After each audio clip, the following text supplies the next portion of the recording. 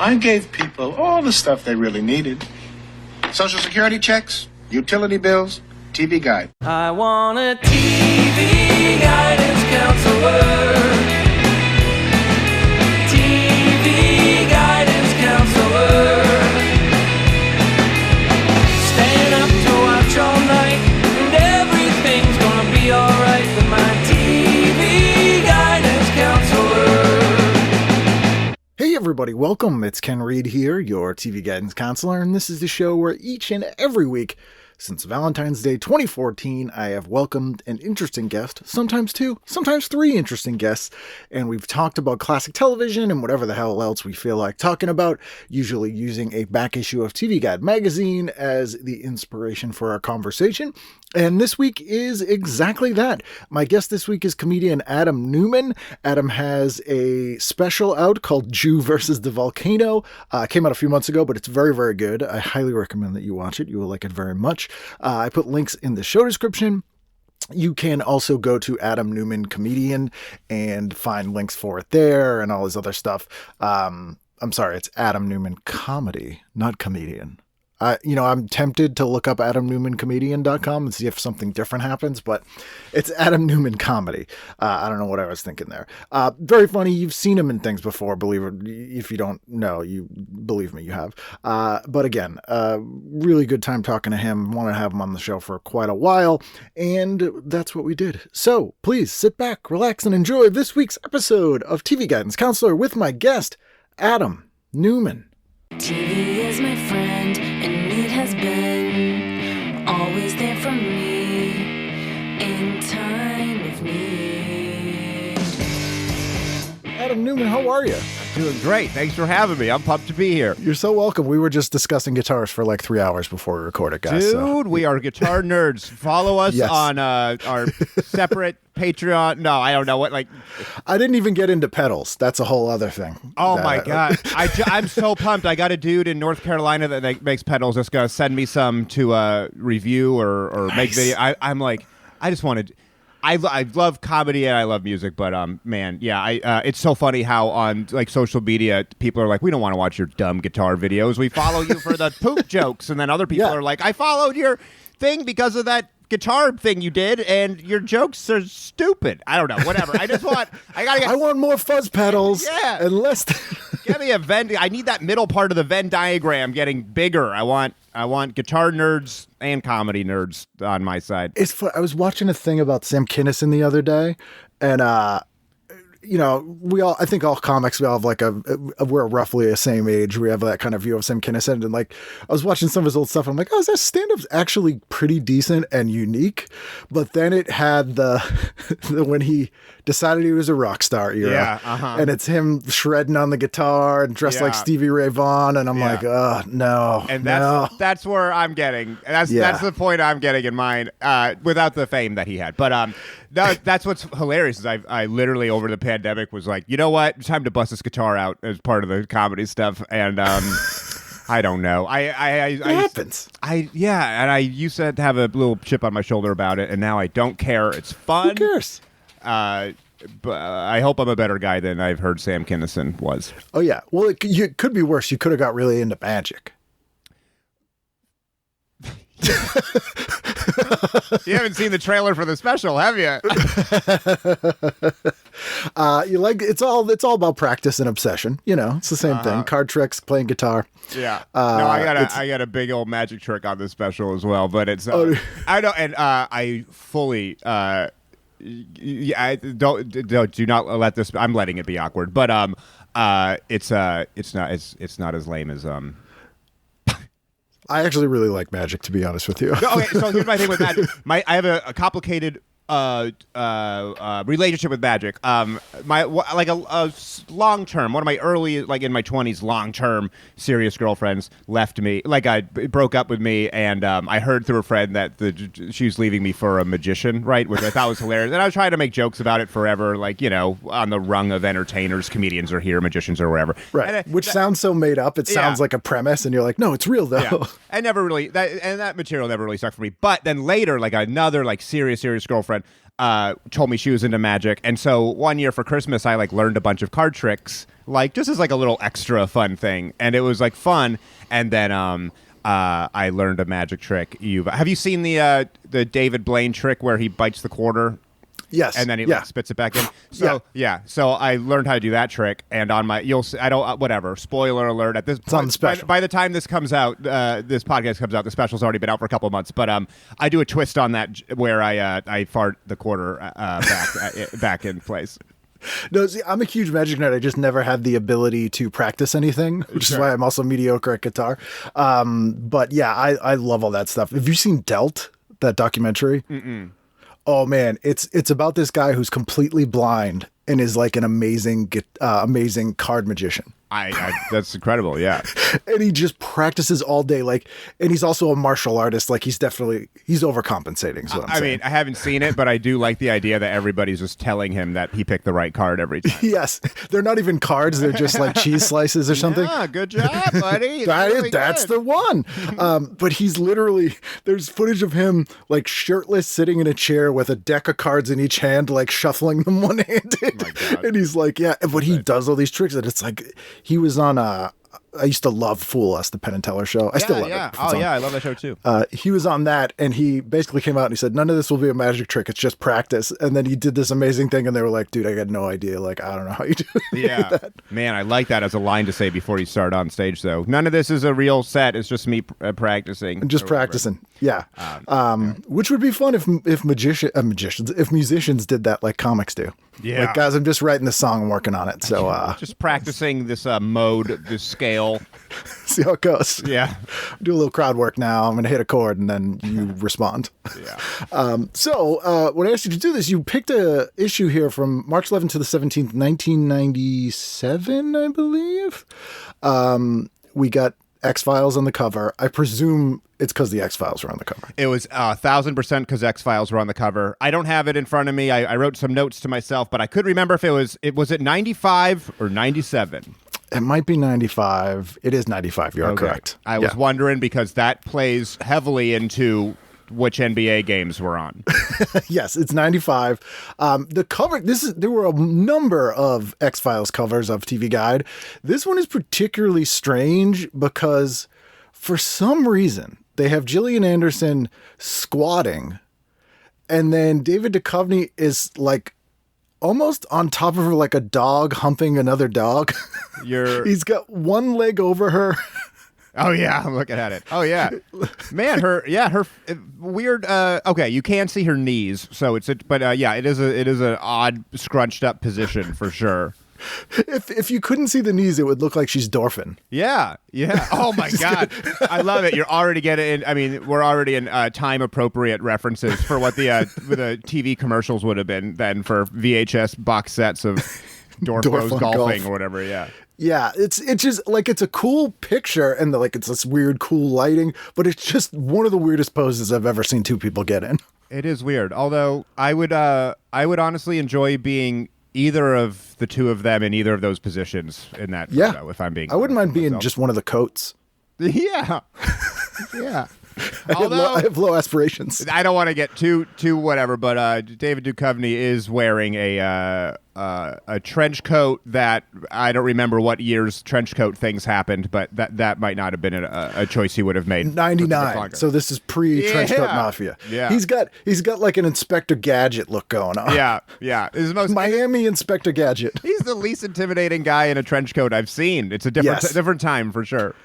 Yeah, because trench coat, you either go like private detective, gun, tough guy, or pervert. Like those are the two, and he's reading neither of those. I was thinking more school shooter, but either way. Yeah.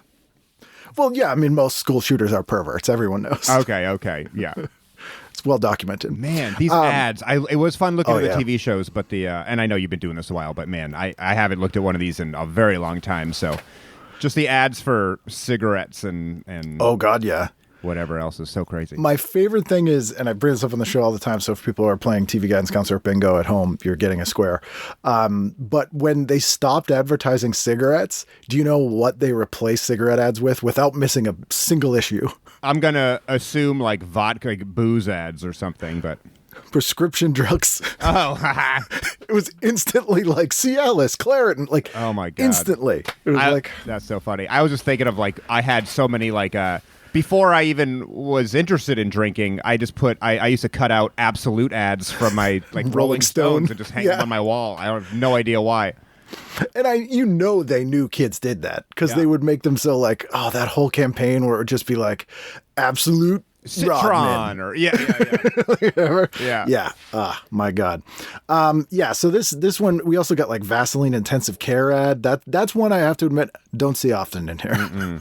I mean, look at this. Look at the range of things Black and Decker made back then, and yeah, this is great.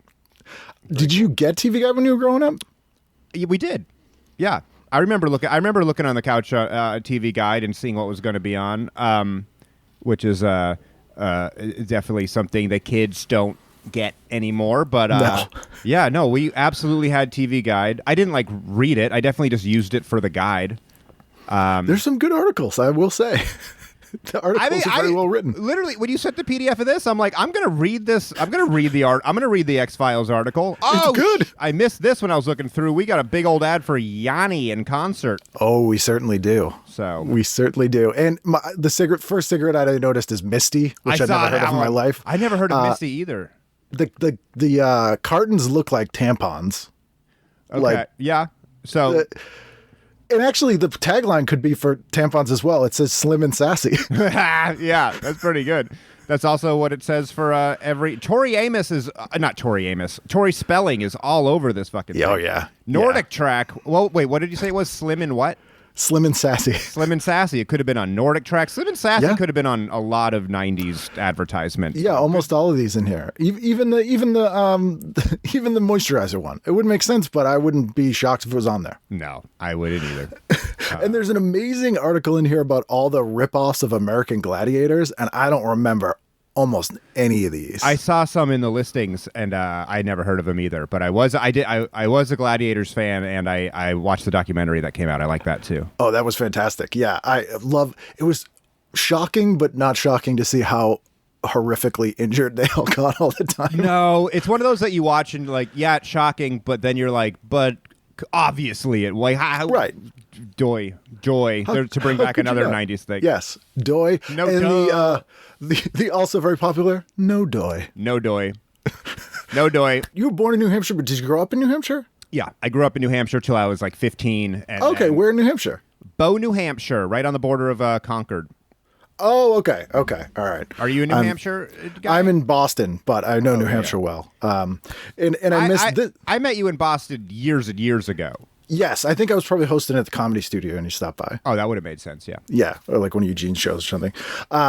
Yeah, it's New Hampshire used to be, and I'm a little sad that this doesn't happen anymore, but whenever someone would be like, oh, I'm going up to New Hampshire this weekend, the first question everyone would ask is, you going to buy cigarettes? Right. Is that the no tax thing? Is that what that's about still? Because then people would be like, yeah, you need something? Like yeah. That was, yeah. It was not like you're going up for vacation. You're going to enjoy their beautiful landscape. No. No. Buy cigarettes. Give me a cotton or whatever the fuck, whatever, yeah. Whatever's cheap. I don't fucking care. So funny. Yeah. Maybe that's why my parents moved to New Hampshire, because my parents are both super thick Boston accent. I got Boston parents. Where do you know where in Boston they grew up? The best parts of Boston. My dad, I think, is Chelsea, and my mom is Lynn. Oh wow, yeah. So I'm surprised you weren't born with a switchblade. Yeah, yeah. It's funny. First time I got in trouble in school was in second grade. I got in trouble because I pulled a switchblade comb on somebody at recess. We were at the Topsfield Fair once in Massachusetts as a field trip, and kids bought switchblade combs there because you got one of the security guards at the Topsfield Fair tackled one of the fifth graders who had a switchblade comb. Yeah. Yeah. It was like, you're not combing that greaseball hair in my... Like, why is that guy scary? He's the best groomed of the whole bunch. Yep. It's way too much body in that hair. I remember rock and roller games, which had the alligator pit. I remember Wizards and Warriors, which was like really silly. But these ones, there's one called Blade Warriors that's Gladiators on rollerblades? I don't remember that. Man, that is a 90s thing for sure. Because to do the same almost rollerblade pun, we had Airborne, the only rock and rollerblade movie ever, as I believe what it said on the VHS cover. With Jack Black? With Jack Black and Seth Green. And yeah, I loved that movie when I was a kid. I've never bladed. Oh, I see. I was let's use the right terminology. I was an aggressive inline skater. Okay. But because I was never very good at skateboarding, but I did the rollerblades. And that's just another embarrassing thing from my childhood. Well, I mean, it was the times, you get the hypercolor, you put the blades on. Yeah. I love the term blade warrior, and I feel like it should be derogatory for some group of people. I haven't decided yet. Yeah. Blade warrior. It actually sounds cool. Got a couple of fucking blade warriors coming up over here. I mean, it literally makes me think of the Warriors. I'm not going far, but I just think of these like tough New York street gangs, but they're then all of a sudden they're on rollerblades. Yeah, that would be an update of the Warriors. And they're somehow faster and less intimidating. Yes, it's too sleek. I'm not scared. Yeah. And the Warriors, for some reason, that one gang on roller skates was the one where I was like, oh, come on. Baseball Furies, no question. The guys on roller skates, I'm like, I don't know about that, guys. No, man, you're just stuck. You can't, you're stuck. Run up the stairs, and what's the guy gonna do? Yeah, exactly. It's a classic blunder of the 1970s. There's also an ad in here for a collector's plate called Call of the Wild, which is a plate with a wolf painted on it. Did you ever get any collector's plates? No, and I had one I bought at a flea market, and it was a promotional collector's plate with Craig Kilborn on it, and it was promotional for The Daily Show. And I have a Magnum PI one, but I never ordered any of these when I was growing up. This one it's hand numbered and bordered in 24 karat gold. Yeah. And you're not allowed to eat on any of these things either. No, they're very deadly. Because I had I was a big basketball guy, kid, and so I had a lot of Michael Jordan commemorative plates and stuff, and I always was like, "Can we have dinner on them?" And it was like, "No, you will die."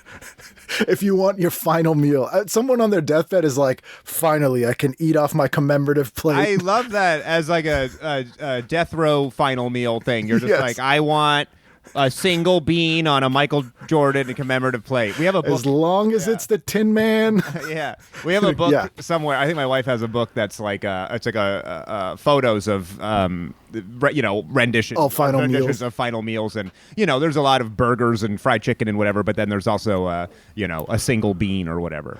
So I just what's the point you're trying to make here, man? just go out on a weird eccentric note or whatever. He's like, I need my rosebud. Yeah, to be single bean. That's what he has. I want my wagon. I want to eat my wagon. Yes. Eat your wagon instead of painting. I think about final meal all the time. It's like I never think I'm going to be on death row, but I don't know. Final meal is a fun thing to think about sometimes. Have you come up with one? It changes all the time. Okay. So I don't know. I think it would be based on, I don't know. You know what? You got to put yourself in jail for a few years and see what you're in the mood for. I think you're in a whole different mindset at that point. But yeah, although I think you'll still stick with the Jordan plate regardless. At this point, now that I've thought of a commemorative plate, thanks to this conversation, I think I would definitely. I think the food is secondary, and the most important thing is the plate that I eat it off of. It's really weird. Adam's on this podcast, and then all of a sudden he started committing crimes. Yeah. I'm begging them to put me in, and they're like, we can't put you on death row if you're not convicted of anything. And so there's also an ad in here for, it's a big headline that says, natural prostate relief. I saw that as well. And it's a place called White Wing Labs, which sounds weird, and the product's called Prostafe. Prostafe. Which is supposed to be like prost safe, but it doesn't flow like they think it does, no pun intended. Yeah, it's a bad forced. As a big wordplay fan myself, this is a very forced thing, and I don't like it. This just the whole copy of this is a bad ad. Like, it's mostly copy, which is bad anyway. It has a picture of the doctor who invented it, which does not make me want to buy this product. And it has too many quotes, like too many quotes around words to be comfortable for people. Like, it says prostate is a nutritional, in quotes, toolkit for men with prostate problems. It's just like, no. But reading about it, it seems like it's mostly just vitamins and stuff. It's funny because it's in TV Guide here, but you cut to 30 years later, and this is very much a Joe Rogan. Joe Rogan. Yeah. It totally is. Most of I'm surprised Rogan's not selling commemorative plates. My God. Did Trump have commemorative plates at some point? He did. Yep. Yes. And you know, but for all I know, they did on the, I don't know. Commemorative plates come from surprising places sometimes. As a frequent thrift store and flea market visitor, no surprise, I have seen the majority of commemorative plates, and almost none surprise me anymore. I mean, this one's just a fucking, well, I guess it's for, it's got to be for the environment or something, right? Wildlife Coalition. Okay, that's what they hint that it is, but they also don't kind of say that it definitely is. Yeah. Oh, man, I'm getting, so I'm scrolling through still, and I want to say I was excited about a lot of the shows on here. And we can talk we could totally talk about what shows, but almost every day there was, I guess it's just because of when we picked it, there was an OJ recap. Like, yes. And it's like, man, I mean, if it was today, I know myself now just getting like obsessed with the news and watching when some awful thing is happening. I would be all over OJ stuff every day. Here's a very strange thing. If you go to page 30 of the PDF, given what you just said, I'd like your reaction to this ad.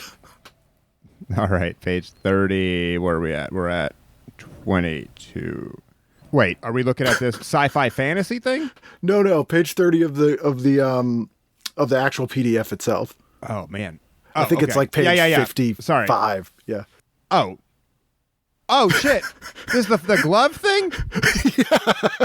This is not an OJ thing. This is just No.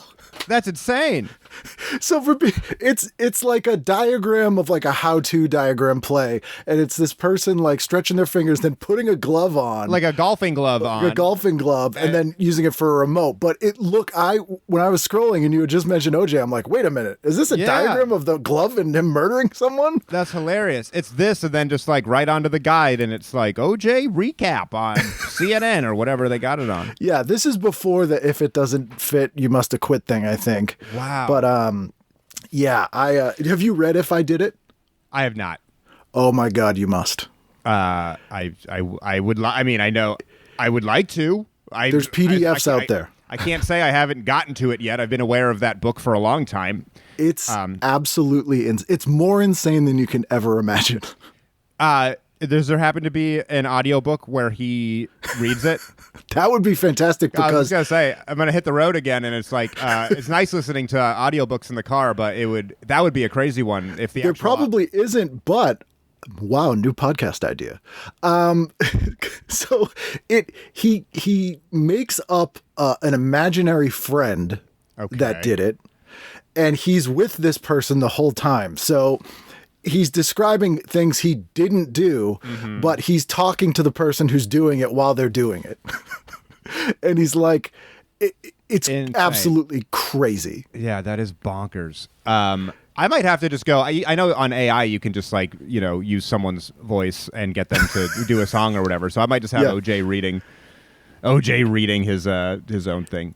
And there's things that pop up where he's like, I forget what the name of his friend is. It's like Johnny or something. He's like, we were there, and Johnny pulled out the knife and he brandished it at Ron Goldman, and then I saw Ron Goldman getting a kung fu stance like a bitch. Like, it's always these things where it's like, oh, there's a little weird editorializing there, my friend. God, that's so funny. Why did you go with J? I would have named him No J. That's what I would. Yes, named him. Not OJ. Yeah. What a very crazy! Strange. What an insane. That's the thing. No one who's innocent would do anything like that. No, I can't think of another person who was accused of a crime that they didn't do, who would then write a book fantasizing about having done that crime. No, it's so weird. It's so weird.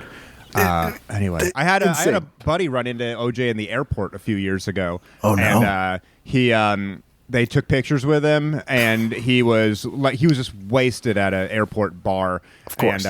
And he was very creepy towards my friend's wife. Of course he was. That's it. That's Of the whole course he was. story. They went to go take a picture because they're like, it'd be funny to get a picture with OJ. They're not, but and that was it. Just a drunk guy in a bar at that Yeah, point. but the whole time you're like, wow, this guy cut people's heads off. Yeah, that is a weird thing to be standing next to someone who you know is a murderer. Yeah, and he bought the knife with a credit card. That's so funny. And somehow didn't get convicted. Yeah. Which is, the place he bought the knife is in downtown LA, and it's right across the street from the Grand Central Market. And so every time I was there, I'd walk by it and be like, yep, that's right in there. Okay. Is it a tourist stop now? It's not. It should be. I'm sure there's some like dark tourist tour of LA that goes by it. And Yeah. people are like, ooh. You can buy the same knife, and it's exorbitantly overpriced now. Yeah, we just made a ton of money. So we're on Saturday night here. What jumped out at you? We got figure skating on as well because this is the time of the Nancy Kerrigan Tunyon Harding thing as well. And I was into, I'd watch. I would have watched that. These are like the World Championships happening, I guess. That would not be my favorite. I'll tell you, I got my first thing that I got excited about. I saw Cops immediately, and I was like, okay, I definitely watched Cops around that time.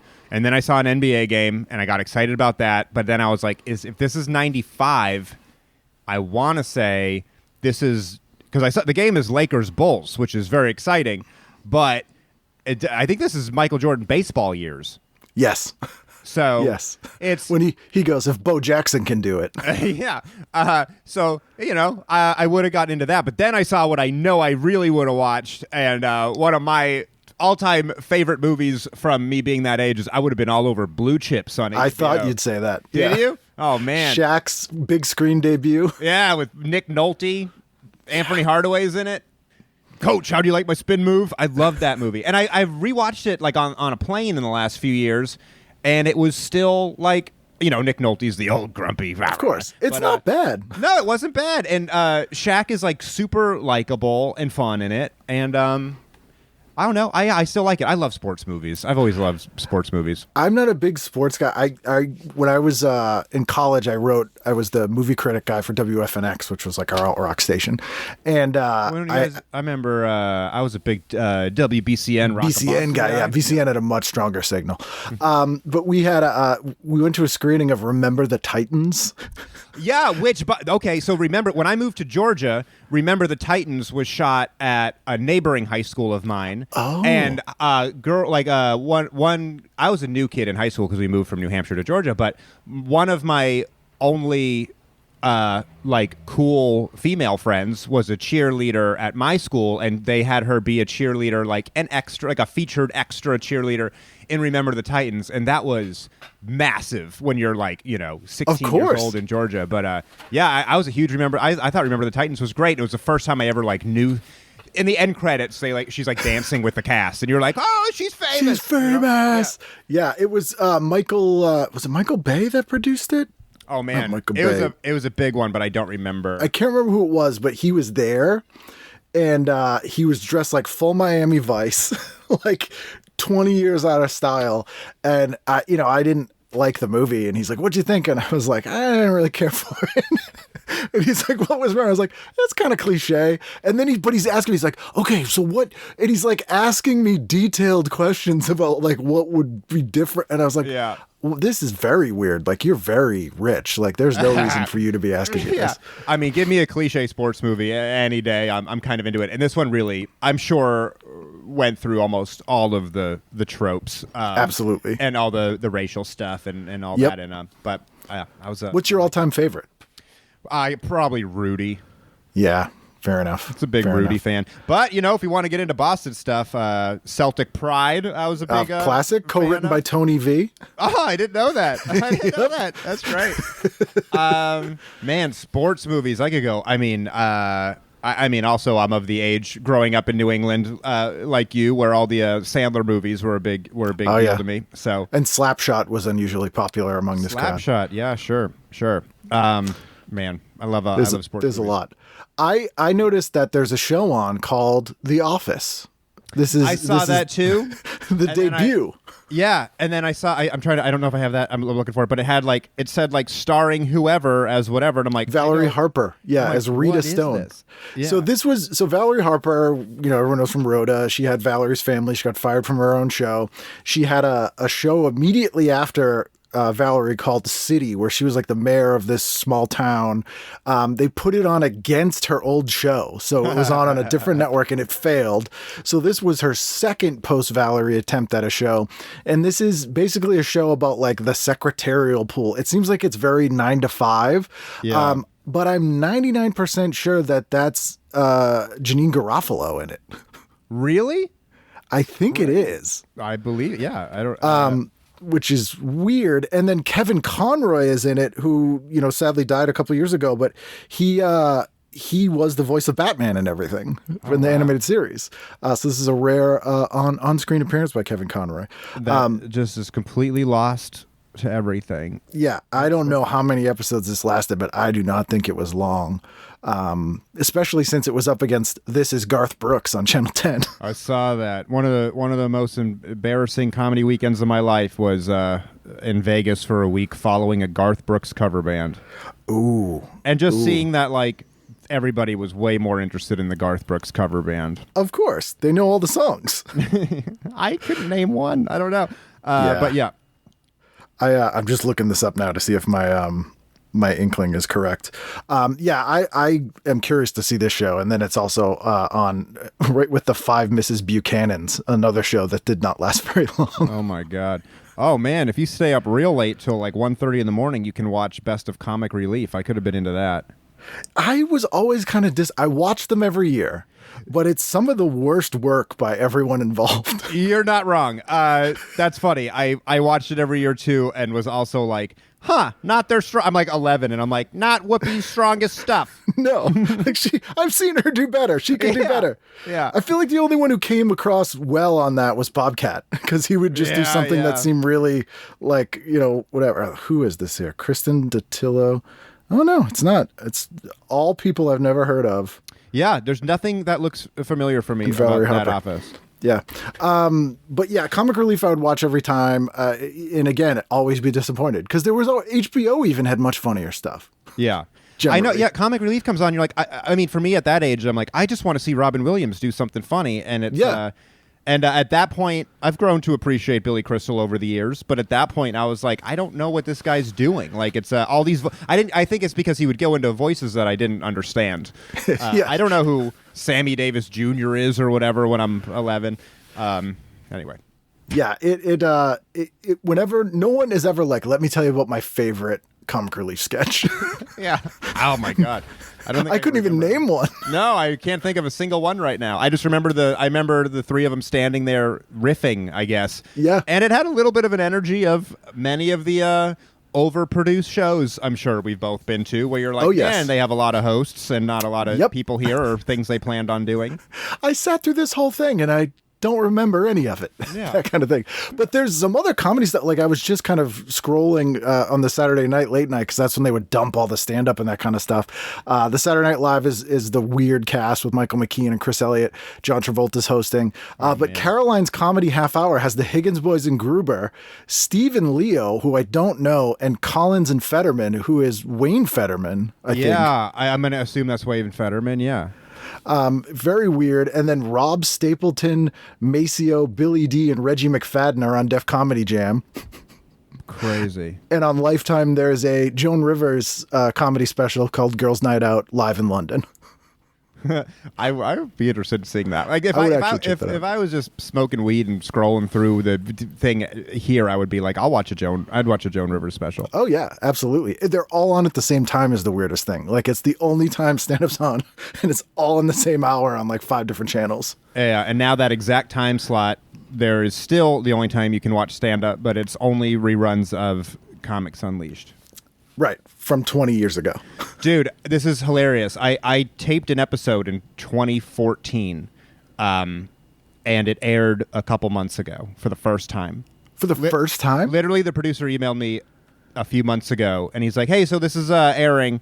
And I was like, what? And I was like, like for the first time, like they just finally got around. It literally 9 years. It took 9 years. Did it fall behind a couch or something? They're like, what is this? They're just. I don't think they've put new episodes out for like almost a decade. I remember it like came back and they asked a bunch of me and the people I came up with to do it, and we all did it. And we all did it because we were like, oh my God, that's like surreal to be asked to be on that show that I used to sometimes watch at 3 a.m. in college. And I was like, I'll go do that weird show. And I did, and it was a weird experience. Never heard anything about what happened. And then 9 years later, I get an email and it's on. And it's just bizarre. That is very strange. But that could be someone now who watches that, and then in 20 years, they get asked to do it. And they go, I'll do that weird show. Yeah. And then 10 years later, it comes out. Yeah. Also, on Sunday, I noticed that the Dolph Lundgren Punisher is airing. I don't think I ever saw that. And I was a big Dolph Lundgren fan, not even from Rocky stuff. I was a big Masters of the Universe fan when I was a kid. Big Red Scorpion guy. Who's Red Scorpion? Oh, that was a In the, Dolph like Lundgren from the cartoon? Movie. No. It was a total, not a Masters of the Universe thing. Yeah. That Masters of the Universe movie is bizarre. I can't say I've. Oh, Courtney Cox is in it. She is, yeah. I haven't thought of that since. I mean, whatever. I probably rewatched it and sometime in college or something to rewatch it, but not since then. But I just remember being like 6 years old and being like, "What the fuck is Gwildor? Where's Orko?" Yeah. Oh, yeah. It's just not the right characters. It is really weird who it is. Gwildor. And as a kid who was interested but not playing music yet, the Cosmic Key synthesizer, the guy at the music store called it. Yeah. By the way, when I was a kid, that music store looked so cool to me when I was a kid. I was like, this cool guy in he was like trying to show the guy that worked there what it was. He's like, it's one of those new synthesizers. So I was like, I didn't even know what my interest was yet, but I knew that I was interested in that whole thing somehow. This guy's so cool that Cosmic Key doesn't look weird to him. Yeah, he's like, oh yeah, I've seen these before, man. See things like this all the time. I think he says, he's like, I think they're Japanese or something, like a new synthesizer. Yeah, fantastic. Sunday's got some cool shit. Sunday, I know you weren't a sports guy, but I saw MTV Sports with, I'm going to assume it with Dan Cortez. One and only. There was no other MTV Sports if you don't have Cortez. And I was very into that. I saw Married with Children. I was very into Married with Children when I was a kid. I saw Beavis and Butthead. I'd be doing a lot of flipping around on this day. I know that. So you had cable. We did have cable. We didn't have HBO and stuff, but we did tape a lot of things when we had the free preview weekends. So yes. A lot of VHSs of that. And then I never would have thought to watch this then, but now I would have been all over John Tesh at Red Rocks. Really? Dude, I would have been I'd be fascinated to watch it, and also as a 90s NBA fan, I'm not sure if you're aware that John he did the theme, right? Yeah. Do you ever see that SNL sketch? It's one of the only like Tim Robinson SNL sketches where it's him and Jason Sudeikis are going in, and the pitches is like, I think Jason Sudeikis is John Tesh, and Tim Robinson is his brother, and they wrote the NBA on NBC theme song together, right? But it has vocals, and it's Tim Robinson doing the vocals for it. Basketball. It's awesome. I've not seen that, but I will look it up. One of my favorite SNL sketches ever. Because it'd be like, let's go with the instrumental version. Exactly. That's totally the premise. I want to say it's Vince Vaughn is hosting, and that would make sense. I must have seen that, but I don't recall it. But I need to revisit. And also, who knew who Tim Robinson was back then? Nobody. Of course not. Was he only on for one season? I didn't even realize he was a cast member. I always heard I thought he was a writer. I don't really know. Someone will write in. Obviously, he was underappreciated there. Yeah, of course. So, in a long history of underappreciated people who left that show. My God, to still have careers. Yeah. There's some good stuff on this night. There's also a made-for-TV movie premiering called In the Line of Duty: Kidnapped. I'd watch that based on title and made-for-TV movie alone. It stars Tim Busfield and Dabney Coleman. I don't know who Dabney Coleman is. Oh, do you ever see Cloak and Dagger? Oh, I've heard of it. I do not know what it is. Have you ever seen the Tom Hanks Dragnet? Ha! No, I've seen most Tom Hanks things, but I've not seen the Tom Hanks Dragnet. The Dragnet's really good. He raps in it with Dan Aykroyd. Oh my God. Dabney Coleman. What would you have seen Dabney Coleman in? 9 to 5. 9 to 5 was the Dolly Parton movie, right? Yes, he plays the boss. He has a mustache. He's Southern. He always plays an asshole. Man, it's been so long. This movie, he plays a dangerous super criminal who's kidnapped 2 young boys and he's holding them for ransom with Beverly Hills families. It's a fact-based TV movie. Oh. And Tim Busfield, who people know from 30-something, and he was Poindexter in Revenge of the Nerds, he plays... And I believe he's in Field of Dreams. Yes, That's indeed. that's what I know him from the most. He plays an FBI manhunter. Man, that's awesome. What a run he had. Oh, yeah. You know, like in a Judge Reinhold kind of, that you're just like, this guy was in everything for a while. Yeah, and he's married to Melissa Gilbert now. I think they live in Connecticut. They have a farm. Good for them. That sounds all right. Sounds lovely. Nice little retirement. I also was looking and I was like, I definitely would have checked out Death on the Job. Where's Death on the Job? It's just somewhere in that Sunday thing. Those are the types of things. Like, it was fun going through this because, you know, it's definitely how we used to watch TV, but it's also how I still watch TV in hotel rooms. Oh, yeah. Although you have so many fewer channels, like that's when I end up watching like CNBC or would see stuff like weird. Yeah. Yeah. This is on Discovery Channel, Death on the Job, Yeah. 1 hour. Yeah. A look at accidents in the workplace that often lead to death, included interviews with grieving family members. Oh, I didn't see that. That's awesome. That's hilarious. Oh my Like, I'm God. picturing someone being like, this sounds interesting, but it sounds a little boring. Oh, wait, there's grieving family members? Yeah, Yeah. taping it. Yeah. The VCR Plus code's right next to it, so I can tape it. Oh my God. Dude, there's an ad. I don't know exactly where it was, but there was an ad somewhere in here that basically showed you how to record. It was like the new VCR system or something. Yes, it's the VCR Plus. So it was, yeah, there's literally in TV Guide, there's a 7-digit code next to every single show. Yeah. And so to record it, you would just put in that code and that would set it to record that show. Man, technology. But no one, very expensive. Holy on shit. this, Sorry, Oh, I didn't see any listings of it when I went through, but I just saw the ad going through now for The Critic. I was super into, The Critic I loved The Critic. This is when it moved to Fox. I see that, yeah. So this is that 3rd season when it moved to Fox, and the Simpsons crossover happened, I believe, the week before this. Nice. The Critic is so funny. Oh my God. And what here's a good show. An ad for Columbia House. I was a BMG guy, but 10 CDs for the price of one. I did both, man. So much mail order fraud. Yeah. So I got my entire collection of music. BMG had better stuff. BMG had like cooler, hipper stuff. BMG had better stuff, and I think it was easier to either cancel it or not have to pay for a CD at some point. Either way, BMG was... I remember doing the math. It ended up being like, after the shipping and after everything, it was like $45 or $50, and you ended up with 10 CDs. So that was... It was They're like solid. $5 each. Yeah, that's not pretty too bad. good. Although I do recall at this time, a local record store chain, Newbury Comics, would always have a coupon in the newspaper for $5 off a CD. Wow, that's So great. you get like a $9.99 or like $7.99 album, and it was Yeah. like that was like a once a week thing. I was a huge Newbury Comics fan. I was in New Hampshire, so we had to. We didn't have one. Maybe there was one in like Manchester or something. We had to go like Yeah. 45 minutes to get to Newbury Comics, and it was a huge deal if I got to go do that, because they also had like, you know, T-shirts of the bands you liked, and even now, I mean, I don't know how many are open, but I feel like the last time I've been to one was when there was still a comedy club open in Fanuel Hall. Oh, yeah. And A little while ago. Yeah, and I was like, Newbury It was when Aaron Judge used to host the fancy show down there. Oh, yeah, at Motley's. Yeah, it was at Motley's. That's where it was. Yeah. Yeah, And I don't care how touristy it is. Fanuel Hall, give me there's a bunch of bacon wrapped meats and stuff. Yeah. It's fun. The people making cookies. Yeah, Newbury Comics is still around. It mostly now just sells like K-pop stuff and manga. Okay. Because that's all people right. buy.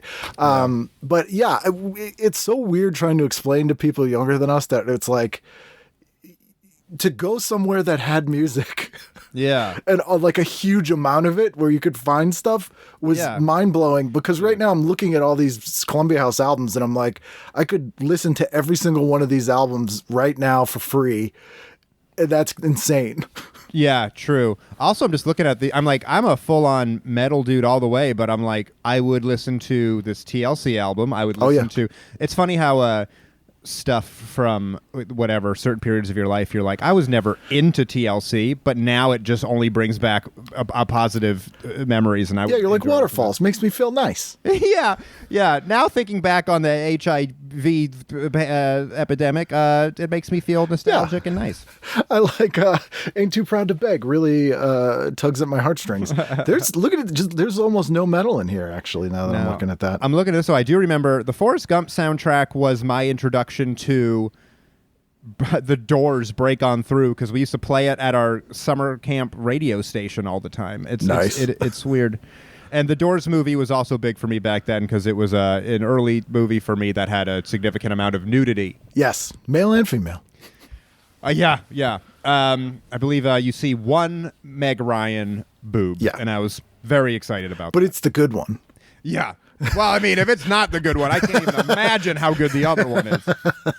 I had Frank Whaley on, and we talked about the Doors movie, which was kind of insane because he's so like normal and down to earth as a person. Like hearing about like being in those things is very strange. Although there is a comedy album available here, Jeff Foxworthy's "You Might Be a Redneck If." So one of my first ever comedy records that I bought on my first comedy records, my mom gave me her vinyl collection, and I had like George Carlin records when I was like 7. But on BMG, I think it was Games Rednecks Play, which is the second, which had like an extra track. The last track was like, all right, we did it on the last one, so let's do it again. And he does more if you might be a redneck jokes. But I mean, as a kid, I was upset. I was obsessed with that. I thought, they were great one-liners. I still remember a ton of them. Like, if your father drives you to school because you're in the same grade. Yeah, they're great. My Jeff Foxworthy basically is Dr. Phil at this point. So that was more Dr. Phil. Yeah. Foxworthy, If anyone ever says anything, just like, if you're ever, and I go, if what, and it just makes if literally if anyone says the two words "if you" back to back, it just makes me get right into the if you. It's impossible. If you're, it's like that cadence was that I think was the big thing. Like the jokes were funny, like legitimately funny one-liners, but like that cadence was like just burned into your brain. It's like an earworm. It's like a catchy song. It's like the dude found a catchy chorus formula for jokes, and they're such easy jokes to grasp onto. Anyone can laugh at them. I know people will shit on the blue collar comedy stuff every now and again, but stuff like that was nice. I thought those jokes were fun. Yeah, and they're only mean to poor white people, and who cares about that? They were so relatable. I mean, in New Hampshire, we were fine. We were the south of the north. Yeah, but still, it's big backyards with abandoned cars projects in people's backyards. So it was like, I'm in New England, and I can still relate to these, jokes about the backwoods of Georgia or whatever. If your friend asks you to help him move, and he can borrow a jack so you can take the wheels off, or something like that, was always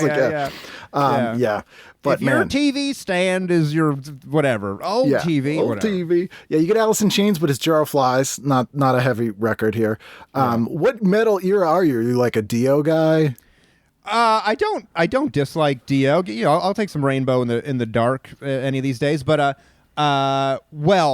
depends on what era you're talking about. Because my metal stuff spans a good amount, and the stuff that I'm not into anymore. But at this time, I remember going to a what was the one that was it Sam Goody that was in the mall? I remember buying Sam Goody. I remember buying Korn's second album, Life Is Peachy, back then. I also remember buying Weezer's Pinkerton in one of those off those like big display things, and it was like the first time I ever spent like $17 for a CD or something. Those places like were pricey, yeah. I remember buying the first 2 Rage Against the Machine albums, but the second one, Evil Empire, they had to have done this on purpose, knowing that it would make us want to buy it more. The parental advisory sticker was like 6 times bigger than I've ever seen a parental advisory sticker before, and it just made me want it even more. Like, if we're gonna do this, make it big. Yeah. I had Anthrax on the show. Oh, really? Yeah. Crazy. I knew Anthrax from the Married with Children?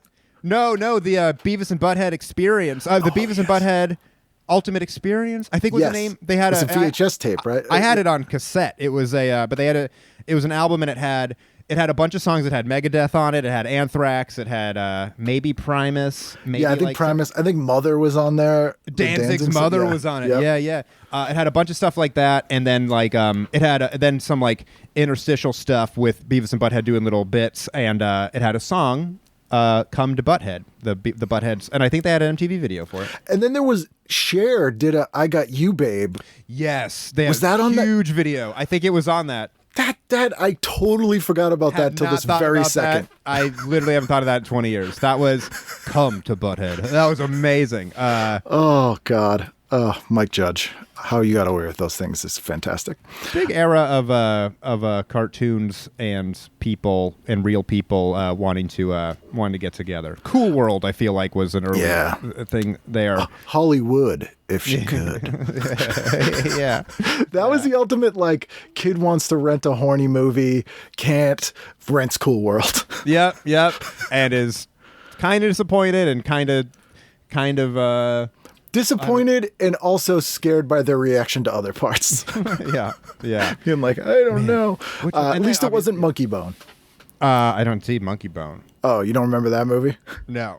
That was Brendan Fraser, and it was a bit like Cool World. Dave Foley's in it. Rose McGowan is like a cat lady, like literally a woman who's a cat.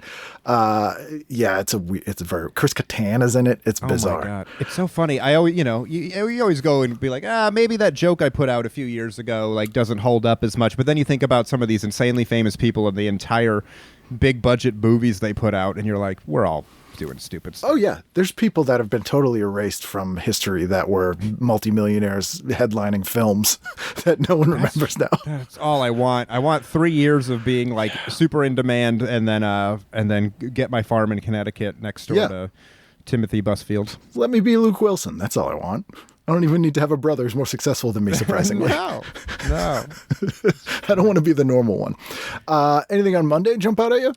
Besides the Snowbird doll that you could order, that's a Native American baby doll made out of porcelain. I didn't see that, but speaking of Snowbird, I was interested in Antarctica Frozen Waste. I do think I could get into that. These are like in hotels and shit now, like that is what I will watch, Ice Road Truckers or Gold Rush Alaska. Sure. Or I love those shows, so I would have been interested in that. But sitcom wise, I loved Murphy Brown.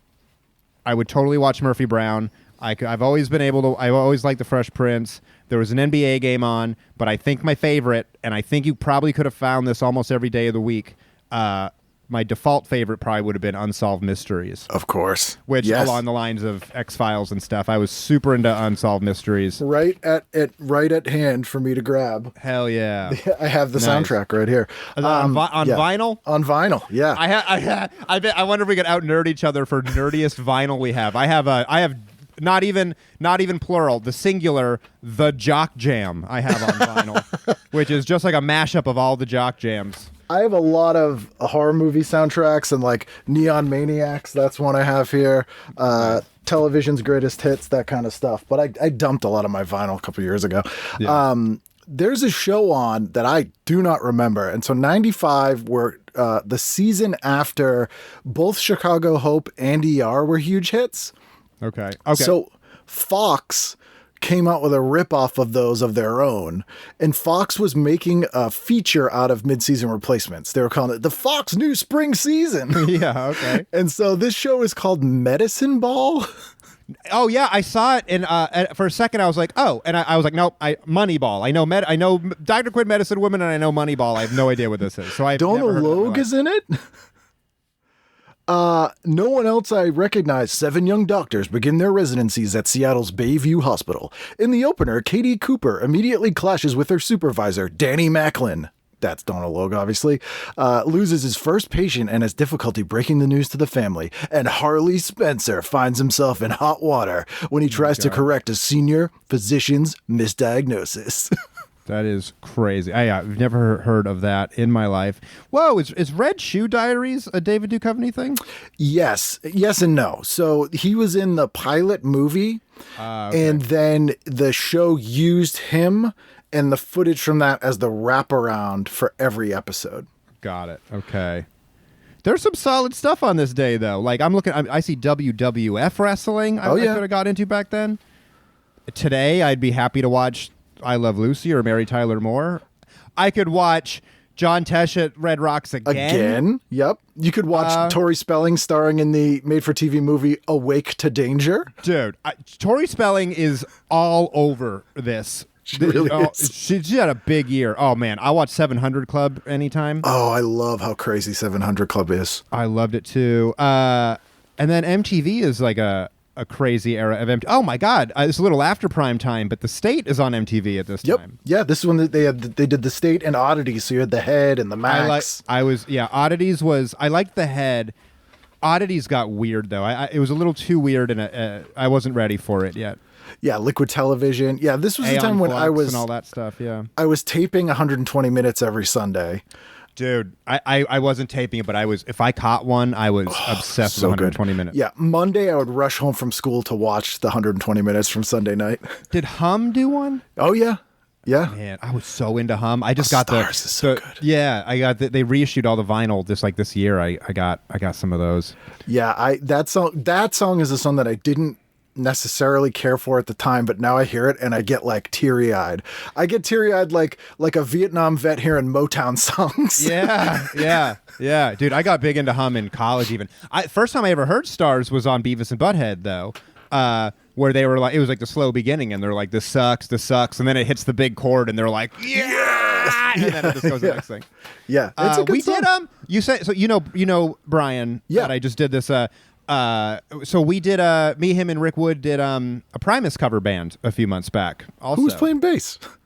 Rick Wood, and that's the thing. Wow. I ran into Brian at a bar, and so they do a thing in LA called BYOB, Bring Your Own Band, and basically it's just comedy adjacent people doing 4 or 5 songs, cover sets, a bar show every few months. It's super fun. And I was talking about it. I was like, I would love to do that. Like, I fucking rip on guitar. Now he has no idea if I could play well. Of course. Or not. So he was like, well, we've wanted to do Primus, but we just haven't been able to find a guitar player who can pull it off. I'm like, I can pull off Primus. I was like, you have a bass player or singer who can do it? And he's like, we got one. I showed up. We decided the 4 or 5 songs we were going to learn. I went home and I learned them. We had a practice, and this dude, Rick Wood, super awesome comedian and musician. And he writes for I want to say it's the Rob Dyrdek whatever MTV show that they're all on strike right now. He writes for that. Man, I show up. He has this 6-string fretless bass that he bought, like a cheap one with like action fucking this high that he bought on Amazon for like $300, and just ripping. Just like we're doing Winona's Big Brown Beaver and My Name Is Mud, and we're doing he's ripping them out, and he sounds great. And I think I put a video up somewhere. It's called like Comedians Covering Primus. I think we're doing Jerry Was a Race Car Driver. Oh, nice. And it's solid. It's good. Winona's Big Brown Beaver, one of the most terrifying music videos in history. Yeah. Until Black Hole Sun came out. That's true. Although the first version of it didn't have the weird CGI. I actually just recently read a thing about it, and I don't know if they didn't have it at all, but they definitely exaggerated it. And I don't know if I was telling my wife about this, because me and her very much do not like. I love Soundgarden, but that song I'm just not a fan of.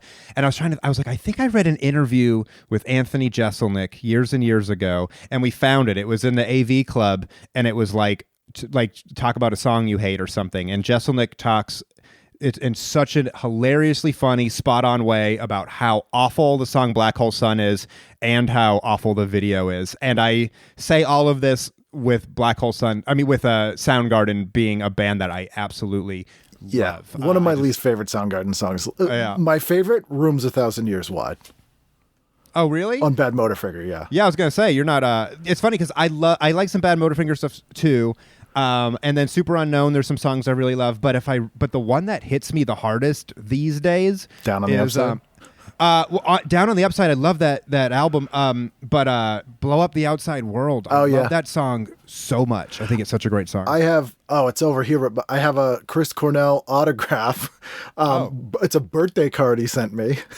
Because my wife used to work in the office that BCN was in. She was the receptionist, and he was at BCN, and she's like, "Oh, my husband's a big fan," and he's like, and his birthday's coming up, so it's like a birthday card from Chris Cornell. That's so really nice. I was like, this is cool. I think it's really nice. Yeah, I saw them with the band 11 and Tad opening for them once.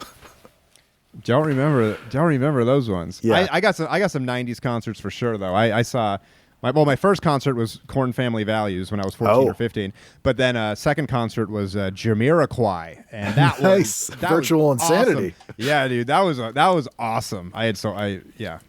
Anyway, you know what I bought? I got tickets. I bought them yesterday. Yesterday I bought tickets for Buckethead. Yeah, he's playing here in Boston too. I saw he hasn't toured it forever. No one gets it if you're not like a fan of his and you're like, because it just looks like this novelty. But then, I mean, there's some Buckethead songs that can get me going, you know? Oh yeah, I mean the fact that you showed me a guitar that you put a kill switch in, I'm like, he likes Buckethead. I got 4 guitars with kill switches here. I like Buckethead and Van Halen, and for sure. Oh, I will play Ain't Talking About Love anytime. Sure, anytime, anywhere. I've started. So I did the special that's coming out. I have some acoustic songs on it, and then I've already decided. I just got more over the pandemic. It was just like triple down on like learning more and getting more shreddy and stuff. And I'm like, I'm gonna just bring this into it. And so I'm going. I've been touring with the electric guitar the last few, and out of all the shreddy stuff that you learn when you get good, it's like Eruption is not the craziest thing anymore, but it's the thing that gets the biggest reaction, and I cannot help it. I mean, almost every song ends, and you just want to end and hit a big old A, and then go into the Eruption, and it's really fun. I'm like, if I was gun to my head, what are my Guitar Center riffs? It's going to be Panama. Ain't Talking About Love. Then probably like Heaven and Hell, Black Sabbath or something like that. But, those are the things you got to play. I'm still more in I'm going to play Enter Sandman as loud as I can. Okay. With 2 notes wrong on purpose. Yep. Just to make the employees angry. Dude, I'm so funny in a Guitar Center. Like, not I'm funny like I'm a comedian. Like I'm when I go to a Guitar Center, I play live all the time in front of people, just myself on stage. I'm a confident guitar player in that regard. If I'm sitting down with a friend, even if I know they're better than me, I don't care. Like, but as soon as I'm in a Guitar Center, all of a sudden I'm like putting the volume I'm putting it way lower, and I'm just hitting like chords and like bam, bam, bam. Yep, sounds good. This is a good guitar. Good tone. I'm terrified to play in the music stores. And I think it's less because I'm intimidated and more because I'm like, I just don't want to piss any. I feel like everyone here is just does not want to hear me play loud. No, they're like, I could have been somebody, and this asshole's coming in here playing this thing. Yeah. And I'm also I'm also probably going to have to apply for a job in one of them. I was going to say, we all end up at a Guitar Center at some point. And the one on Sunset is pretty cool. Yeah. And the Sam Ash across the street. Yeah, it's closing. I brought a bunch of guitars to that dude. Usually, I learned how to do all my own stuff over the pandemic, like swapping out pickups and installing the kill switches and all that. But every now and again, I get stuck with complicated wiring or something. And the dude at Sam Ash is my guy. I like that guy, and he always does a great job. And I try to go to somewhere that's not Guitar Center. Yeah. Most of the time, and. Yeah, it's a bummer. That's a great. Dude, who's gonna wire my active pickups? Yeah, I can do the regular pickups, but these battery compartments. Where does it go? It is funny. I mean, I never picked up a soldering iron before the pandemic, and then I was like, why? Obviously, this pandemic was funny because a lot of people got like. Their motivation was shot, and you get a little fuzzy in the brain and all that stuff, and I was like, I was just in my house soldering with the windows closed a lot, and I was like, I think that affected me as well. That's where I was like, yeah, everything's cool, man. Yeah, I started getting into psychedelia. Yeah. Where were we? Anything on Tuesday? Tuesday, yeah. What do we got? Oh. Okay, Tuesday's the first day I noticed anyway that they had the OJ Simpson Trial wrap-ups. Yeah, so I was pumped about that. And they got Blue Chips on again, and I love watching a movie I like over and over and over again. And then there were a few sitcoms that I liked all 3 of these. I liked Wings, Frasier, and Grace Under Fire, so I would have been pumped to watch any of those shows. Yeah, Wings, totally I used underrated. to like Brett Butler's stand-up also. She's great. I haven't seen it since I was a kid. I don't know if it holds up or what, but I remember at the time thinking she was hilarious. She's great, and the show is great. It's a great, funny, sweet, blue-collar sitcom that it's hard to... I remember it being blue-collary, like my family very much liked Roseanne growing up and liked Grace Under Fire. And we were also big Wings, and then the opposite of blue-collar would have been Frasier, but we all liked that also. There's an ad for UPN. So this is like 95. This is the first year of UPN. There's two shows I've never heard of, but this ad looks like a parody. I can't believe it's a real ad. And one of the shows, it says, Richard Grieco is spending the night with centerfold Paula Barbieri. First on Marker, it's a dangerous job, but somebody's got to do it. Then stay tuned for The Watcher and see Paula Barbieri at her insatiable best. Richard Grieco is Marker, America's coolest hero. And that's not even the weirdest part of the ad. The weirdest part of the ad is Sir Mix-a-Lot is The Watcher. You had me not interested in the least bit. Literally, like that. That's burying the lead to the extreme. Just you don't. All you have to do is say Tuesday, 7:00. Sir Mix-a-Lot, and I watch whatever it is. Holy shit! I've never heard of this, and this is the synopsis for that episode of The Watcher. Now again, starring Sir Mix-a-Lot. An alcoholic mother searches for her runaway daughter, aided by a vampire, a shady cop posing as a hooker who's busting potential clients. We gotta find this. This sounds starring Sir Mix-a-Lot. This sounds like. I imagine no matter how good or bad this is or mediocre, it's totally interesting to watch now. Yes, it's Sir Mix-a-Lot and vampire hookers. Oh my God. I just want to see like the vampire walk by and he's like, I love big fangs. And then the prostitute in a disguise walks by and it's like these big butts and whatever. Oh, he's like, my anaconda don't want no undead. Yeah. Wow. That is... I never heard of that, and that is... Oh, and then Something Wilder's on, and I... Oh, interesting. With Alice Cooper and Gene Wilder. What has Alice Cooper and Gene Wilder? The show Something Wilder. It's a sitcom starring Gene Wilder. I kind of remember that. And there's Alice Cooper is his next-door neighbor. That's hilarious. Wow, I can't believe how... Oh, wait, what is this? Oh, Sarah Plain and Tall with Glenn Close and Christopher Walken. What a... And Sir Mix-a-Lot. And Sir Mix-a-Lot. He was in everything. I can't believe how many jewelry ads are on here for like like Fabergé jewelry and stuff. Like this is insane. And it's weird because we're like a month after Valentine's Day. Like normally, like the month before, there'll be a bunch for that stuff because that's like the one time they get away with it. Yeah, but maybe that's why it's on such a good sale now. That's probably true. Yeah. Also, that's like it used to. Yeah, but it's no longer going into a. It used to be you go into a Walgreens the day after Easter. Now they're like just wait for the May TV guide to come out. Yeah, there's this. Oh, and on Thursday night there's a weird Peter Jennings special about crazy religious cults. That's like so up my alley right now. I would watch that in a second. In the Name of God, it's called. Oh man, I would love that. I mean, I love religion and cult documentaries, and I get obsessed with those like atheist call-in shows and stuff like that. Oh yeah. I recently went down a rabbit hole of sovereign citizen videos. Yes, they started on TikTok with me, and then I found them on YouTube, and I watch them on TV. So you watch like the court cases and stuff. Yes. Oh yeah. Oh, are we? Oh man, it's so funny. You feel like you're just watching someone that no one else is. So have you seen that? So have you seen the guy that's got the channel, and it'll cut back to him? He's kind of like a tattooed guy, and then it'll comment on it. Yeah, it'll comment on it, and he keeps calling them like fucking like paint sniffers and stuff like that. Yes, I don't need that guy. I just want to watch the trial. But then I like it, and then the music at the end is like something that he like clearly made in like whatever program he has, and it's like video game music with like a generic beat, but it also hits really hard. Yeah. It's just like. It gets you ready for your like, day. Yeah, dude. It's so funny. I just started doing that in the last couple of months, and I haven't talked to anybody about those, but it's funny. I wonder how many of us are watching those videos because I watch them like they got like 200,000 views. Of on course, them. They've been up for like a month. There's so many of them, and I just have one question for you. Is your jurisdiction maritime law or is it common law? Yeah. Why would you answer? I wasn't driving. I was traveling. I have a right to. Oh God, a couple of years ago the what are they called? It's like a weird faction of them that believe that they're like the original Israeli. I thought they were called like the Israelites or something like that. But they're black guys, right? They're like so they got pulled over driving on 93 North near my house on the way to New Hampshire, and they had like just a van full of guns.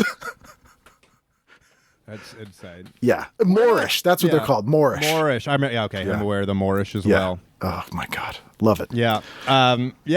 It's hilarious. I'm fascinated by them as well. That's so funny. And I was introduced today to a new faction of that. That's the First Amendment Auditors. Have those popped up for you yet? I by name I haven't. I don't think I've seen that. So yet. these are the people who go who go to like public buildings or police stations filming. Okay. To test the First Amendment. Yes. Yeah, I'm allowed to film public. I'm in a public place. Oh, you're in big trouble, buddy. Oh, Yeah. you don't know what you just did. They end up they basically are instigating it too, and then Yeah. as soon as a person gets too close to them, then they mace them or pepper spray them and stuff. It's insane. Yeah, it's like It is really crazy. What's wrong with you, man? If anyone has a camera on me out, I'm just gonna walk by and say no, thank you. I don't know. I never want to be on one of those things. No, of course not. I don't know what their motivation It's is. weird now, though. Like when we were kids, and you go through this, and it's like you had your Judge Judys and you had your Judge Wapners, and it was like I have like legit judges that are like my favorite judges now that I watch on these things. I wish I could remember them by name, but there's kind of like the old lady with like the the big glasses. Oh yeah, in Wisconsin. Oh, she's awesome. She's the best. And there's another like cool black guy with like a thin mustache that's like, you're not doing this in my court. The guy with the lazy eye. Yeah. Yeah. The guy with like the weird gray ponytail. Oh yeah, that guy. Yep. And I'm like, based on your haircut, I don't think he reminds me of the guy that plays like Ian in High Fidelity or something. Yes. And you're like, no, ew. But then everything he does in court, I like. Yeah, and it'll be like, I like when they're trying to help the people. They'll be like, "You sure that you want to do that?" Yeah. I'm not allowed to give you legal advice, but I will say it's very foolish not to take because you're gonna have to do all this on your own. You do not know how it works. And then he's like, I'll represent myself. And then they're like, okay, is this civil or criminal? And like, that should be a sign that maybe you should have had a representation if you don't know these things. Man, they're so awesome. Oh, they're great. And the Zoom ones where they're like in their car. Dude, I just watched one where the guy was in his car and he was in there for driving on a suspended license. It's like, you don't have why are you in your? Was it the one where the guy was in Texas and he was trying to get to Wisconsin? She's like, you got to be here for court. You better not drive here. Yeah. Oh yeah, that is the future of entertainment. Dude, I mean, it's like it is though. It went from obviously like shows like Cops and reality shows and in the courtroom And things the OJ stuff. Yeah, and now we're just watching it. Sometimes I honestly at this point prefer to watch it completely without commentary. Yeah. But then sometimes there's places that do really good commentary, and then for whatever reason, this is I just remember the guy's name, Team Skeptic. That's that guy's name. At first I was like, I don't want any of this, but now I've gotten to like that guy. I just and I'm like, for all I know, I mean, he's like a tatted up guy wearing a trucker hat. I'm like, for all I would imagine, he's just a guy who's into it. But also, for all I know, he does have some sort of law degree and whatever. I have no idea. Because everyone's trying to put their spin on it so that they can claim it as their content, like a new content. So they put that things. Some of them are like lame pop-up video jokes. Some of them are lawyers. But it's shocking how many of channels there are of that. Yeah, shocking. And they're all and they're finding me. They're all in my my recommended feed. We probably have the same exact recommendations. That's really funny. I'm glad we're talking about it because I like I said, I haven't talked to anybody about it. It would be funny to just find out. Oh, all right, a whole lot of middle-aged dudes. From everybody in your similar upbringing are all just somehow into this. It's all our favorite thing. Yeah, I mean, I have it all jotted down to like at some point talk about, but. Sometimes I feel like I'm cheating if I'm just like, this is what I've been watching on YouTube, but there's a commentary on what entertainment is now for sure. Yeah, I mean, there was one I was watching today where this asshole got pulled over and he was all like, I don't need a license and blah, blah, blah. And he was going to like dinner with his girlfriend and the cop was like, he had tinted windows. They all have tinted windows. I don't know why. And the cop was like, man, I just have to test your tint. And if it's too much, they have like a tint tester. And he's like, so just roll your window down. It'll just be a ticket. And he's like, no, tow my car. And the cop's like, really? You really don't want me to tow the car? The cop's going to the girl. He's like, are you guys going to dinner? Where are you going to dinner? He's like, she wants to go to dinner, man. He's literally saying that. He's like, just roll down the window. Yeah. And then the girlfriend's like, why are you doing this? What the hell? I know, like, on principle, they don't have my rights. And you're like, dude, it's a law. And they all just think they don't have to obey the law. And you're like, Or don't know. they keep going. They're like, "You're in so much trouble, man. I'm going to sue you." And it's like, "No, you're not." And then the tow truck comes and they're like, "Can we have the keys?" And he's like, "No." And they're like, "Are you sure?" He's like, the car's going to get damaged and it's going to be your fault. He's like, "Do it. I don't care." And the tow truck driver's like, "Are you really?" Like, they tear the whole bottom off. I'm like, "Yeah, all right, man. I don't know what you're proving here, but my God." One of my favorite, I know it's not a genre by itself, but one of my favorite types of videos are the in quotes victim posting the video, but clearly Yes. you're the one who looks bad in the video. Yes. Like the Karen videos that are like, "Look what this fast food worker did," and you're like, "You were so awful to this fast food I'm worker." posting this online, and they're like, Yeah. "Okay." Fine. I like.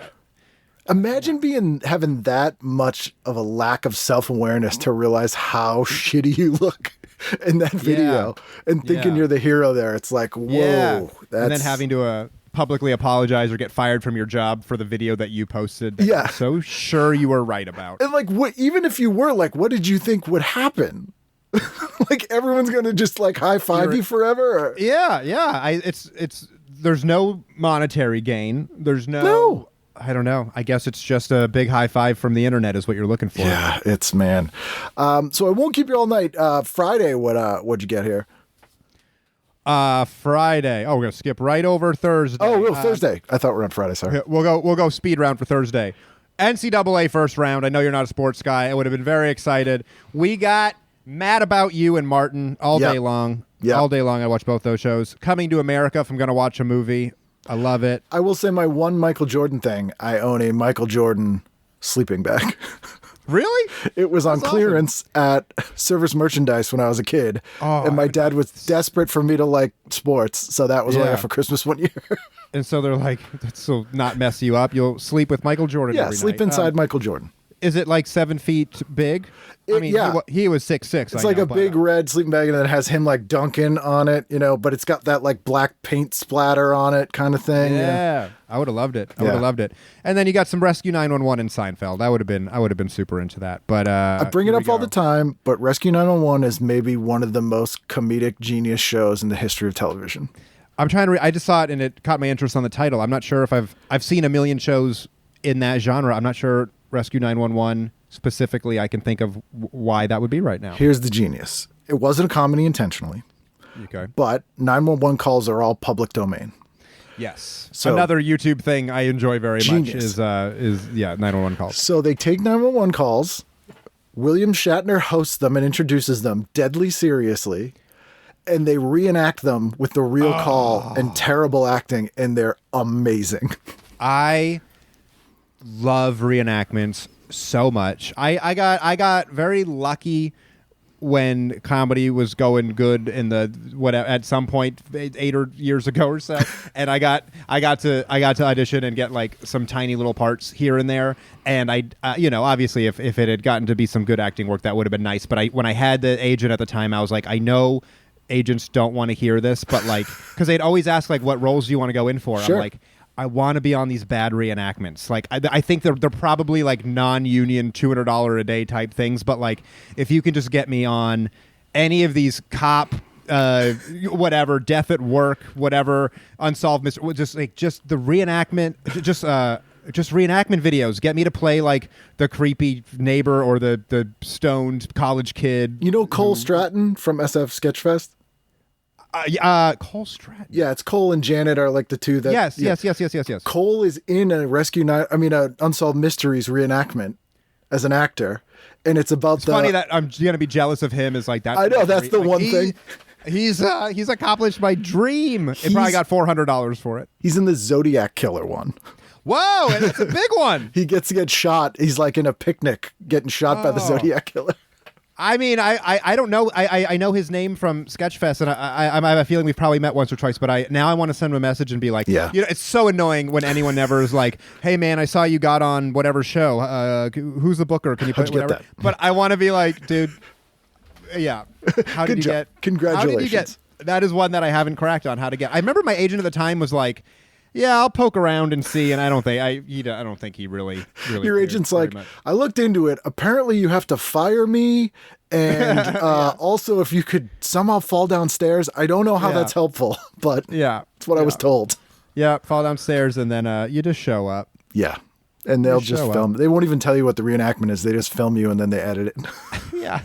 Yeah. They film a bunch of crime scenes and then later go, does this look like any of the criminals that we're working with right now? God, people don't know. It's so funny. Yeah. So it's almost like a drunk history kind of vibe, except instead of drunk, they're just regular bad actors. Yeah. I was like, this exact pitch could be an Adult Swim show with Shatner hosting still. Totally. And he would do it. He's probably available to do it and would have a fun time doing it. Yeah. And it would be perfect. I am excited to talk about Friday because Friday is huge in this TV guide. First of all, we have TGIF. Yes. Which I'm sure you've covered on this podcast before, but I was excited. I haven't thought about TGIF in a long time, and Step by Step, Family Matters, Boy Meets World, I would watch all three of those until I was honestly probably too old to have been into them. Like I was watching Boy Meets World when, you're a man. I probably had my driver's license when I was still watching Boy Meets World. I just really liked that show. And it's a quality show. It was good until the later seasons. It turned into like a weird Friends ripoff. Okay. Yeah. But yeah, the early seasons are very good. Yeah.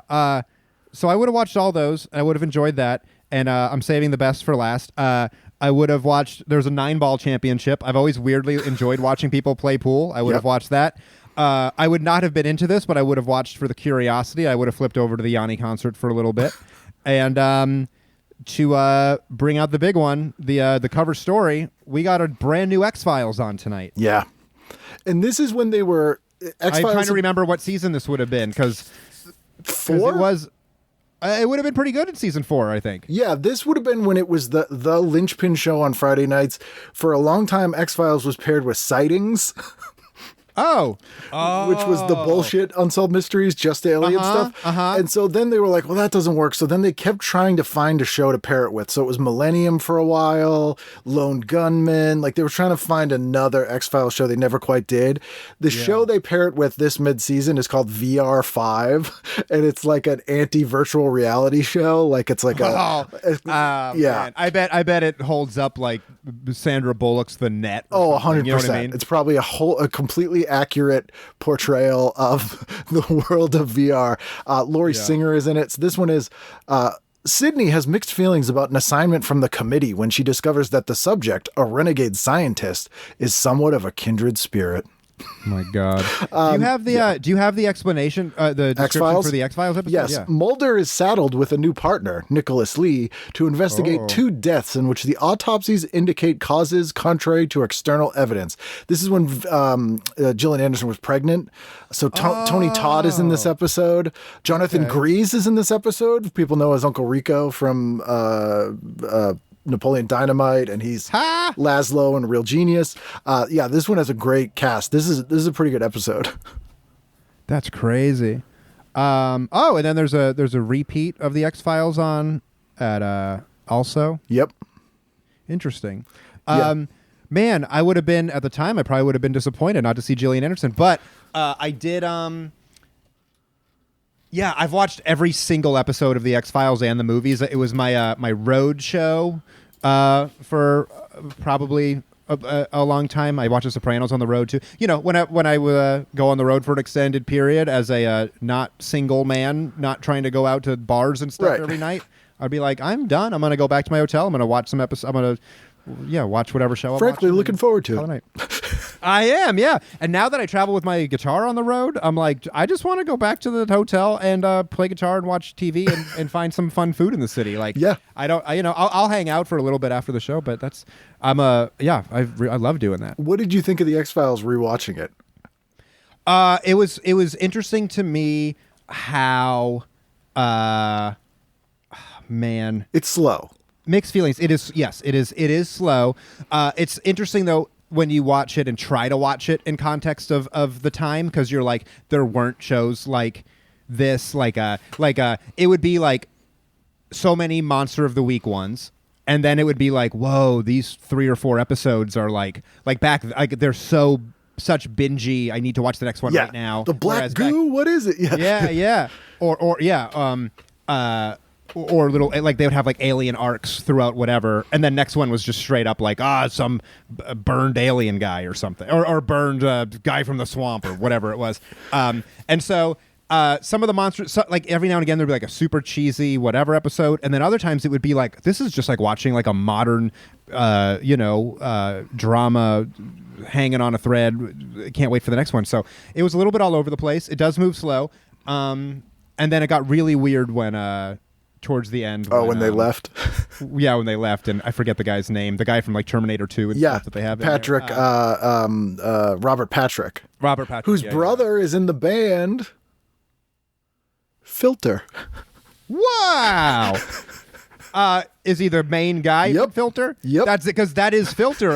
Yep. Was there a documentary or a big YouTube thing? I watched a thing on them, and it was like, that guy, I think, is just impossible to work with. Yeah. Like, and he's always just had hired guns that don't stick around too long. And that's Robert Patrick's brother. That's amazing. And it's Robert Patrick and Annabeth Gish, who I've had on the show. That's amazing. If his brother was the one filming the show, after every take, he could have said to his brother, "Hey man, nice shot." Exactly. They should have gone into directing. Done it. Yeah, I started rewatching it, and there's a season 1 episode, a 2-parter with the character named Dwayne Barry, and I couldn't watch it because they, for some reason, whenever they referred to this guy, they used his full name every time. So in the whole episode, it's like Mulder being like, Dwayne Barry, but they say it like hundreds of times in this episode. And it's funny. So bizarre. It's like it was a bet to see how many times they could say Dwayne Barry. Yeah. Oh man, did you ever watch Californication? Yeah. Yep. With David Duchovny. One of my favorite. I really like that show. I've talked to people who hate that show, so whatever we're gonna. You have to love David Duchovny to love that show. I love David Duchovny. Also from was it Zoolander where he played the hand model at the end? Yes. That was fucking awesome. But I want to say it was like halfway through like the 3rd season of Californication where he has a court date and he's wearing a suit and he looks in the mirror and he goes, "You look like a fucking FBI agent," or something like that. And it's such a nerdy in-joke. Yes. But like the fact that they waited till like multiple seasons in to do that, I love that. Have you ever seen the film Return to Me? I don't think so. Written and directed by Bonnie Hunt. It's David Duchovny and Minnie Driver. It is heartbreaking, funny. It's such a good like romantic comedy, and he has like one of the most brutal, sad scenes I've ever seen in a movie. But it's so good, and he's really good in it. Like that's great because I love David Duchovny. I wouldn't say he's like one of my like the greatest actors. Not a lot of range. No, but there's something charming and likable about him that I really like. So yeah, if he's cast well. And he's funny. He's absolutely funny in the X-Files. He's funny in Californication, and he's really funny in that. That Zoolander thing is so funny. I like Minnie Driver a lot. Oh, Minnie Driver's awesome in it. And he's good buddies with Bonnie Hunt because when she moved to L.A., she was roommates with him and George Clooney. But That's so crazy. She had a show a few years ago that was like a sitcom, like a family sitcom. And in the show, she hosts like a morning talk show in Chicago. But the talk show pieces were all improv and the rest of the thing was written. So Duchovny had a reoccurring role as the station's weatherman named Johnny Volcano. And so all of his stuff with Bonnie is improv, and it's so funny. And they're just trying to make each other laugh, but he is so funny in it, like just coming up with the weirdest shit. And it's amazing. Dude, I gotta go back into a David Duchovny wormhole, see what I can find. Yeah, once you get done with the cinematic career of Sir Mix-a-Lot. Yeah, and Minnie Driver, I'm excited. I haven't thought about Minnie Driver forever. I don't know what happened to her. She's still around. Yeah. Is she great? Yeah. I remember loving... Wait, she's the one in Good Will Hunting, right? Yep, Good Will Hunting, Grosse Point Blank. And Sleepers? Is Yep. she in Sleepers? Yep. Sleepers is a weird movie for me because I read the book when I was like a kid, like I don't know, 12. Like I was like, and I was like, oh, there's a movie, and I watched the movie, and it's like it's just some dark stuff for the age I was, but I really love that movie. Yeah, that's like one of those books you get away with reading as a kid that you shouldn't be reading, like that in the Basketball Diaries. Yeah. They're like, it's about basketball, right? Yeah. Yep. It's not all about no, but like stuff like Sleepers and I love revenge shit. Yeah. So like, yes, it's dark, but so I watch a lot of the like that's the other thing. My wife is like, why are you obsessed with these? Like, I'll watch compilations of like the most brutal Chris Hansen, like walking in and she's like, why do you watch all these? And I'm like, I love to see the bad guys get in trouble. That's why I love the Equalizer movies. I've never seen the Equalizer. Oh, God, you got to see the Equalizer movies. Oh, write that one down. There's 3 of them, all shot in Boston. Denzel Washington just basically beating the shit out of scumbags for like hours. Nice. All right. What, has it got like a John Wick kind of vibe? Or yeah, he's himself? like a retired like wet work CIA guy who's just trying to drive an Uber and keeps getting pulled into having to help people, you know? That sounds great. If you're like my wife's been out of town for like 2 weeks. She gets back in town tomorrow. I'm like, I have one more night where I get movies that I want to watch. And we always agree on stuff, but there's been a few that are on the list of those are you movies. Yeah, that, a little too violent. Like the other one, I don't want to watch it. I keep almost watching it, but I haven't seen The Whale, and I don't want to see it. And so the last like 3 or 4 nights I've been like, all right, we're watching The Whale, and then I'll get to it. And I'm like, I just can't. No, that's a movie you'd watch and be like, oh, well, I did that. It might be good. I don't know. But like the first Equalizer movie, the whole last 30 minutes is basically a Friday the 13th movie because Denzel Washington lures the bad guys into a Home Depot and then just kills them all with power tools for like a half an hour. Is there like an awesome song over it? Yes. And it's super fucking gory. Like it's like the goriest horror movie I've ever seen. And it's not even a horror movie. That sounds fun as shit. That one I actually, my wife I might wait for her to get back for that one. It's she might fun. Be into that. It's fun. Yeah. But yeah, I love a big gruesome scene where it's like comeuppance. I don't know, a good choice of song is big. Like I want to say they've used this song for another one, but I liked how in the Kingsman movie they used Freebird for the big like murdering 200 like killing like 200 people in that. My favorite or whatever thing about that is in RoboCop, Peter Weller, who's out of his fucking mind, insists on having music whenever he was in the RoboCop suit. And the scene where he goes in and just like kills like 200 scumbags, he's listening to Red Rain by Peter Gabriel. Wow, that's so funny. Yeah, it doesn't have to be. You don't have to go in there and listen to Slayer or something. He's like, this is what I want. Yeah. I'd have like the Ween HIV/AIDS song or something, just like it's basically circus music you're bopping around to. Calliope music, something like that. Polka party. Weird Al polka. Yes. Polka montage. Polka mix from 95. One of those. Well, thank you so much for doing this. I have a big list of things I need to watch here. We'll have to start a guitar talk podcast and also one where we AI read If I Did It. Yeah. Dude, that's awesome. Yeah, man. I mean, literally, anytime you wanted to talk, I think I don't know. I never ask people how old they are anymore because I feel like I'm 44. Whatever. 44. All right, I'm 41. Similar-ish, and that explains the 2 or 3 things that you had reference to that I didn't know yet because it's a big that like half these shows we're watching back then. I'm like to 12, 11. Yeah. So I had those couple of years. So you were probably already in kindergarten when the Challenger exploded. I was sitting in my living room. My mom tells me that she sat me down to. We watched it at school. Yeah. And then I have those stories too where people are like, I was born after 9/11. I'm like, I was a freshman in college. Yep. I watched it with my college roommates. Yeah. And they're like, I wasn't even born when that happened. Yeah. It's always like, oh boy. Thanks for having me, man. It's like, insanely fun. It was great. I loved it.